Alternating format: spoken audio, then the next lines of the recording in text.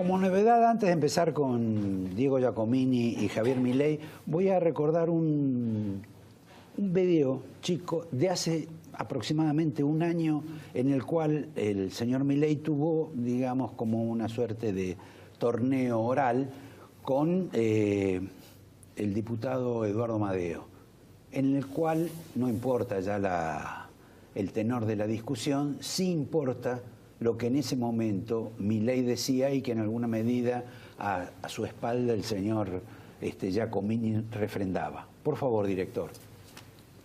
A ver, digamos, Amadeo habla, digamos, del gradualismo, ¿sí? Yo te explico que todos los planes de estabilización desde el 52 en adelante de shock, salvo el del 59, fueron expansivos y todos los gradualismos terminaron mal. Y este gradualismo que propone Cambiemos va a necesitar 10 años de ajuste, por lo menos, hasta estabilizar la relación deuda-producto en 75%. Y a un emergente no le prestan más de 55%. ¿Sabes qué quiere decir? Eso se llama piña. Sí, con lo cual, ¿sabes qué? No, ¿sabes qué? El costo va a ser cuando nos peguemos la piña. ¿Sabes qué? Cuando nos corten el financiamiento y nos peguemos la piña, guarda este video y lo quiero ver a Amadeo. Voy a discutir esto con Amadeo. Cuando nos peguemos la piña, digamos, con tu gradualismo. Dale. Bueno, no vamos a discutir la piña con Amadeo, pero vamos por partes. ¿Esto que está ocurriendo es parte de la piña o hay todavía una piña superior que ustedes imaginan hacia futuro? A ver, el tema es el siguiente. Lo primero que hay que tener en claro es que efectivamente el programa gradualista a velocidad de tortuga embarazada que propuso Marcos Peña se terminó. ¿Sí? ¿Por qué? Porque se nos acabó el financiamiento. Entonces, caer en el Fondo Monetario Internacional justamente es la manifestación que te quedaste sin financiamiento voluntario. El mercado no te funciona, no te financia más. Listo, se acabó. Entonces ahora, digamos, llega el momento de hacer el ajuste. Pero esto es muy interesante. ¿Por qué?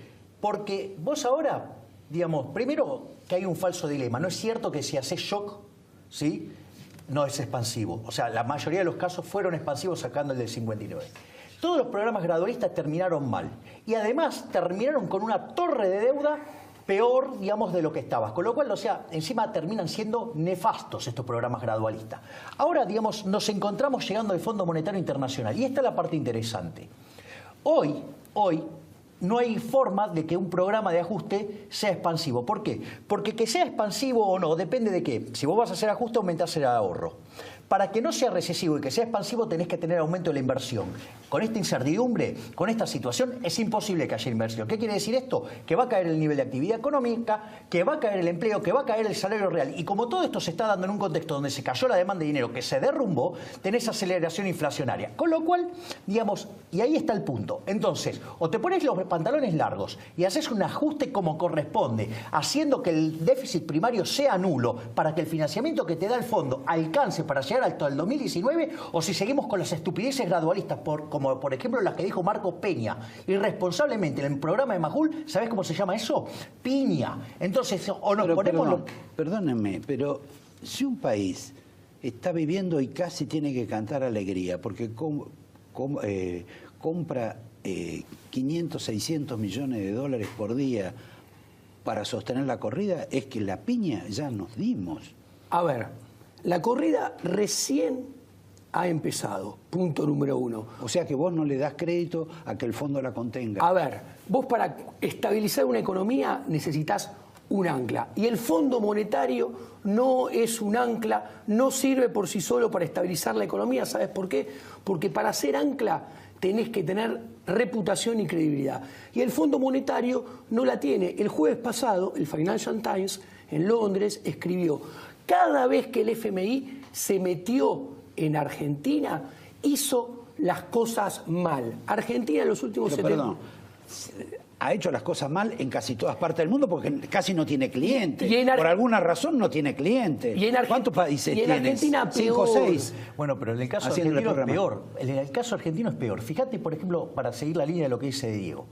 Cuando fue la crisis del 2001-2002, todo el mundo criticaba al Fondo Monetario. ¿Pero por qué lo criticaba? Por blando, y acá adentro lo criticaban por duro. O sea, el caso argentino, además, es un escándalo de laxitud. Bueno, pero no era blando. Recordemos que el caballero que estaba el encargado de finanzas, creo, que estaba en el gobierno de Estados Unidos, te decía que sus carpinteros no iban a pagar. Pero tenía razón. Pero nadie tenía dice razón. que no tiene razón. Si en el fondo, pero digamos, no era hablando de eso. No, pero a ver, vamos a ponerlo en estos términos.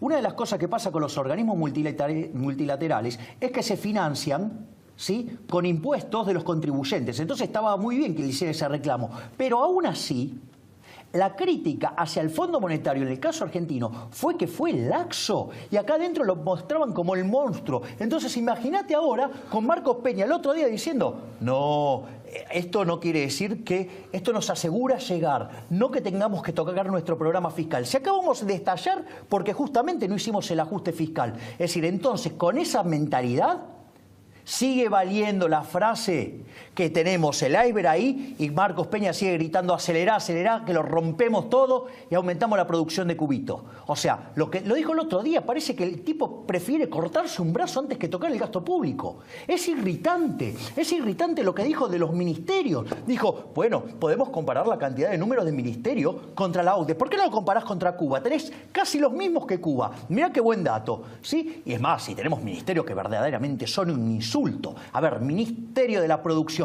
¿Qué produjeron estos parásitos alguna vez en su vida? Nunca nada. ¿Qué van a guiar esos?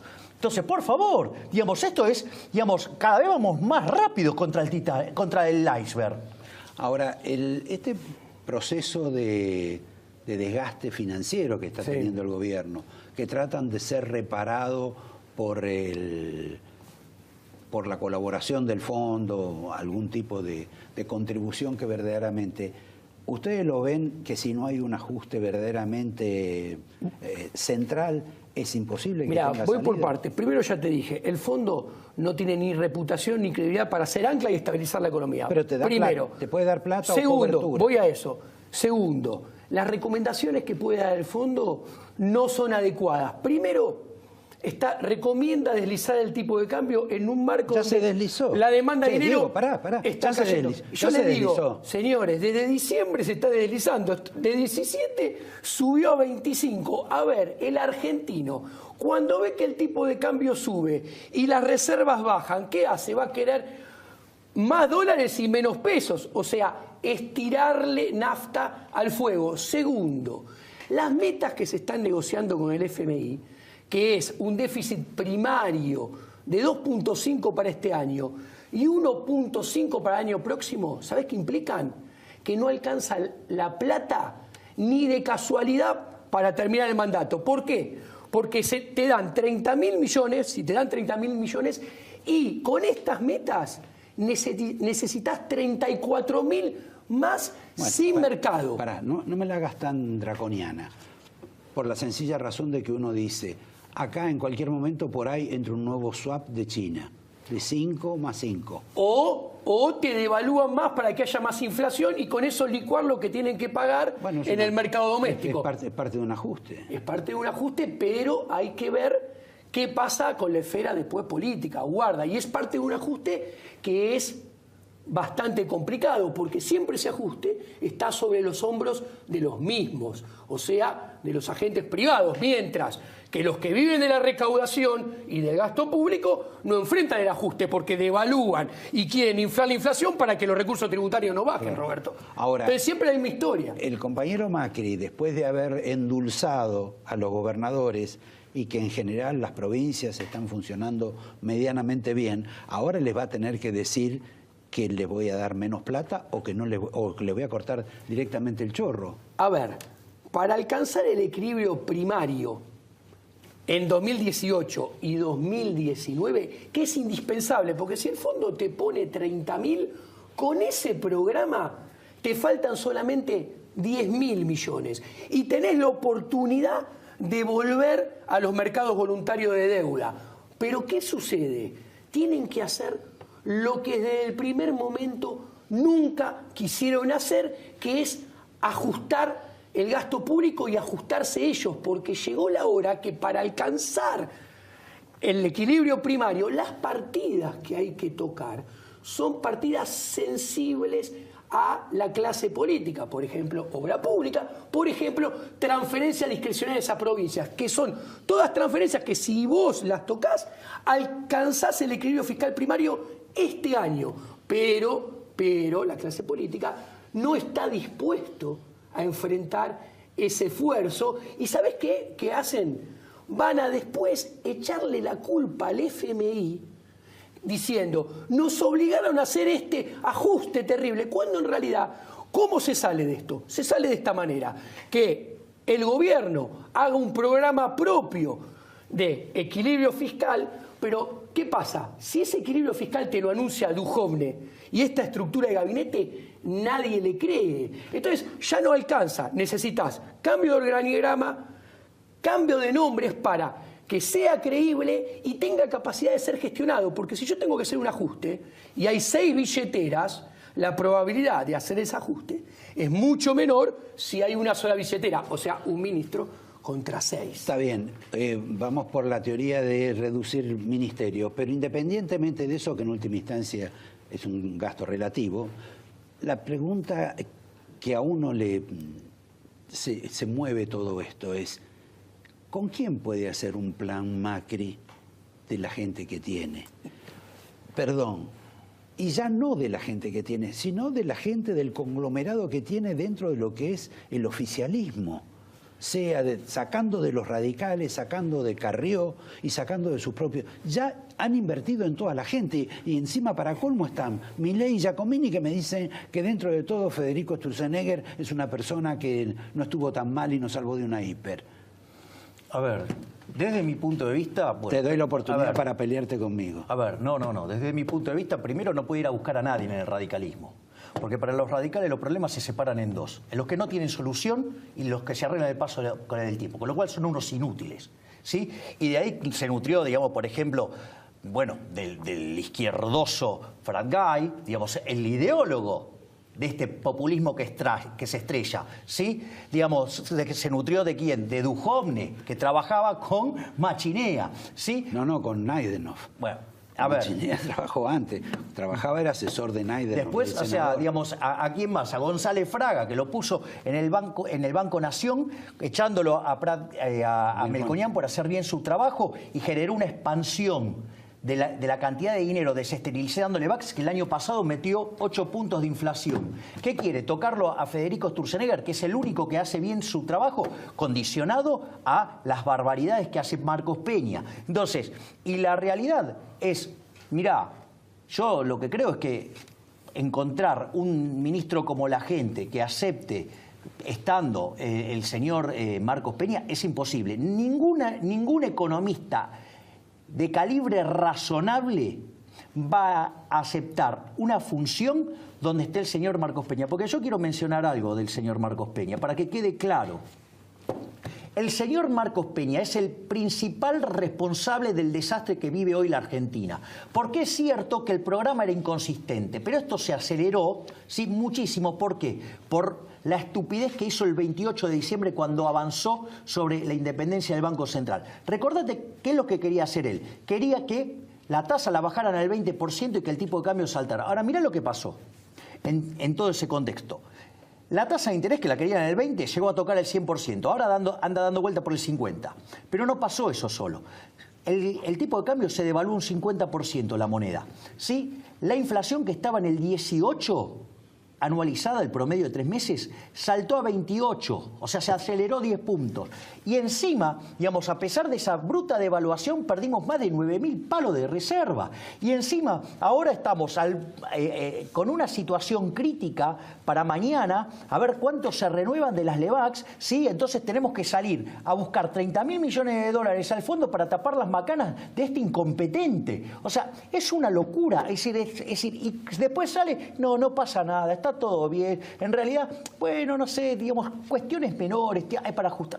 A ver, entonces, o sea, no tomas conciencia de que este programa le está costando carísimo al país, le está costando, digamos, al propio gobierno, le está destrozando la reputación. Entonces, digo, ¿de qué estamos hablando? O sea, por favor, digamos, si vos no sacás a Marcos Peña, olvídate. O sea, y obviamente... A ver, yo quiero decir, Perdón, reforzar lo que Marcos dice Peña Javier. es un trípode con el señor Quintana y el señor A Lopetegui. todos. A ver, acá A todos. yo voy a ser muy claro. Desde mi punto de vista, acá hay un responsable máximo y es el señor presidente de la Nación. Acá tenemos un problema que yo me temo que, para variar, como pasa hace 2 años y medio, desde el comienzo, está mal diagnosticado. Y como está mal diagnosticado, los remedios que se toman son siempre los equivocados. A ver, esta crisis, esta corrida, recién está empezando. Nosotros dos dijimos que se iba a ir al fondo. Nosotros dos dijimos que la conferencia de prensa iba a ser más dólar y más inflación. Nosotros dijimos que este año iba a haber más inflación que el año pasado y ahora te agrego que en el segundo semestre del tercer año de mandato se va a parecer al primer semestre del 2016. O sea, 40%. Pero con 12 puntos de PBI más de deuda y con el mundo que ya no te financia. Entonces el señor presidente, yo me pregunto, ¿qué estuvo haciendo el fin de semana?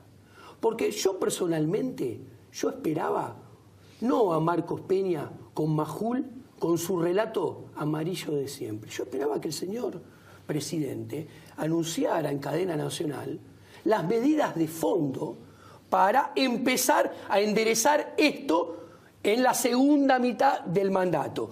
¿Qué es esto? Un plan fiscal totalmente nuevo, porque el gradualismo murió y la evidencia lo muestra. Un ingeniero tiene que entender que los números muestran que el gradualismo murió. Entonces, tiene que ir a equilibrio primario, pero como nadie ya le va a creer, tiene que cambiar lo que hizo hasta ahora, que es cambiar nombres, cambiar organigrama, y lo tiene cada día que pasa.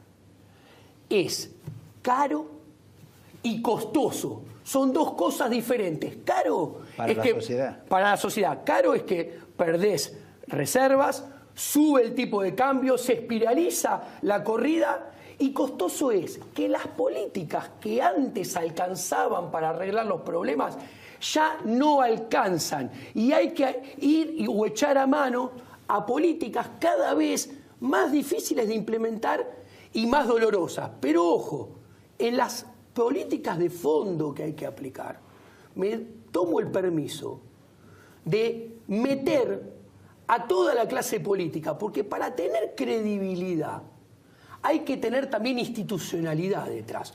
Este nuevo programa fiscal que deberíamos ya tener anunciado, con cambio de nombres y cambio de gabinete, tiene que comprometer a la clase política y debería estar institucionalizado en el Congreso, más que se va a venir la discusión del presupuesto del año que viene, que hace a las nuevas metas fiscales. Ahora, con el FMI comprometido. Discúlpenme porque aparte se nos acaba el programa no, porque seguimos con Liliana Franco, pero le voy a dar el vinito para que se tranquilicen. Tenemos regalos nosotros. Bueno, antes de pasarlo, muchas gracias. Algo breve y final. Los políticos no hablan así, ni los de la oposición, como hablan ustedes. Por lo tanto, deben tener otro tipo de esquema u otra presunción. En esto, conjeturando y sin pedir que acierten, ¿cuánto de inflación en el año? Eso, ¿sabes qué? Es imposible. ¿Sabes por qué? Porque la inflación es siempre y en todo lugar un fenómeno monetario. Entonces, ya sea o porque vos emitís de más por encima de la demanda, o porque te cae la demanda de dinero, eso te hace subir los precios, o sea, te genera inflación. Y acá hay dos problemas. Uno, el tema de las LEVAX ahora está fuera de control y puede generar una expansión exagerada. Ustedes ven que también dijimos cómo limpiar. Sí, pero ¿ustedes creen que entre mañana y el miércoles, sobre todo, puede haber una explosión en ese aspecto? Mirá, no, esto es muy grave. Esto acabas de dar en uno de los temas más graves, ¿sí? Y que hay que tener mucho cuidado. Una de las cosas que trascendieron durante el fin de semana fue que el gobierno, el Estado, utilizando el monopolio de la fuerza, porque cuando se sienta a una negociación, lo hace con el monopolio de la violencia atrás, acordó con bancos, con fondos comunes de inversión y con el ANSES, que se van a portar bien entre mañana y pasado. Y que le van a renovar. Exacto. ¿Sabes qué? Si las LEVAX cotizaran, tuvieran cotización de mercado, ¿sí?, en Nueva York, ¿sí? ¿Vos sabés que eso es un default selectivo? O sea, Argentina, esto es equivalente a cuando, por ejemplo, Cavallo hizo el canje por los bonos de los préstamos garantizados. Y te lo doy con un ejemplo fácil. Hoy, por ejemplo, si una persona tiene que cuidar los ahorros de su vida, ¿sí? Para su retiro, ¿sí? Digamos, ¿estaría a tasa o estaría, digamos, en dólares? Obviamente que estaría en dólares. ¿Y qué va a hacer ANSES? Va a ir a tasa porque es un organismo del Estado. ¿Te das cuenta que el eje central del mal, de todos los males que nos aquejan, es el Estado? Y que lo que va, y lo de mañana, sí, en condiciones normales sería un default selectivo. Es más, los fondos de inversión serios, si tuvieran que invertir en eso, a los que invierten eso lo echarían. Y a nosotros nos maneja la jubilación. O sea, ¿te das cuenta? Este gobierno que supuestamente vino a cambiar, si se llama Cambiemos, debe ser con K. Y si no, se llama gatopardismo, porque no cambiaron nada. Son lo mismo que siempre que los políticos. Y te voy a decir algo. ¿Cuánto vos crees que hay diferencia entre él y yo? Seguramente. Muy poquitito, ¿no? Casi imperceptible. Bueno, la diferencia que hay entre nosotros dos, entre un tipo como Pino Solana y Pinedo, ¿sí? Es infinitamente más grande, ¿sí? Que la que pueda haber entre ellos dos. O sea, la nuestra, sí, es infinitamente más grande. O sea, para que te des cuenta, la sociedad se divide en dos. En los parásitos de la corporación política, que del único que viene es de chupar sangre, y los que nos rompemos el lomo laburando. Y eso no cambió en nada. Te agradezco, les doy también el angelito y les recuerdo y te agradezco que verdaderamente de todo lo que han dicho en este programa, el tema de la jubilación es un elemento capital. Creo que es un hallazgo y supongo que el periodismo, si es medianamente inteligente, tendrá que usar ese ejemplo. ¿Te puedo agregar 30 segundos? Por favor, el Banco Central está solamente para evitar el mal, no puede hacer el bien. O sea, si la zafa esta licitación, no quiere decir que contribuya positivamente a cortar la corrida. En lo más mínimo. Viene un round similar en 30 días y en el medio se va a intensificar la corrida. O sea, seguimos Dame los libros. Seguimos dilapidando dólares para maquillar el fracaso de un inútil como Marcos Peña. 2 ejemplares de nuestros 2 últimos libros. Mirá qué títulos. Primero, Maquinita, Infleta y Devaluta. Y después, seguido, otra vez Sopa. Ahí está. Bueno, te dice mucho de la realidad, ¿no? Sí, gracias. Un minuto nada más para estar con Liliana Franco. Gracias, Roberto, jóvenes. Gracias a vos, No se vayan, que la vamos a pasar mejor dentro de un rato. 10 minutos. Muchas gracias. A ustedes les pido, por favor.